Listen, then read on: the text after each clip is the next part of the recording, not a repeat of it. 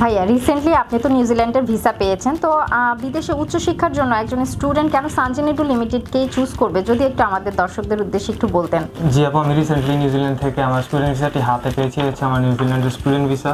তো আমার নিউজিল্যান্ডের ভিসা প্রসেসিংয়ের জন্য সানশাইন এডু লিমিটেডকে চুজ করার অনেকগুলো কারণ আছে। তার মধ্যে আমি বলবো যে তাদের যে ট্রান্সপারেন্সি এবং এক্সপার্টিস এবং এক্সপিরিয়েন্সের যে বিষয়টা, মূলত আমাকে এই তিনটা বিষয়ে বেশি আকর্ষণ করেছে। তাদের ট্রান্সপারেন্সির বিষয়টা হচ্ছে যে অনেক এজেন্সি আছে যারা স্টুডেন্টের ফাইল নেয় ঠিকই, কিন্তু তারপর তাদের যে ফাইলের কী অবস্থা, তারা অফার লেটার পেলো নাকি ভিসা পেলো না রিজেকশন হলো, তাদের কিছুই জানায় না। এবং তারা ফ্রেন্ডলিও, অনেক এজেন্সি আছে তারা ফ্রেন্ডলিও থাকে না।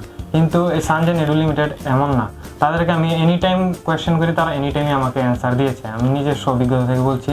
তারপর তাদের যে এক্সপার্টিসের যে বিষয়টা, তারা প্রফেশনাল অনেক কর্মচারী আছে, তারা জানে কীভাবে একটা ফাইল ভালোভাবে তৈরি করলে একজন স্টুডেন্টের ভিসা হবে, ওই রকমভাবে তারা আমাদেরকে সাহায্য করেছে। তারা 2008 সাল থেকে কাজ করে আসছে, তারা জানে একজন স্টুডেন্ট ভেদে একজন স্টুডেন্টের ফাইল কীভাবে দিলে তাদের সম্পূর্ণ ভিসা প্রসেসিংটা সাকসেসফুল হবে।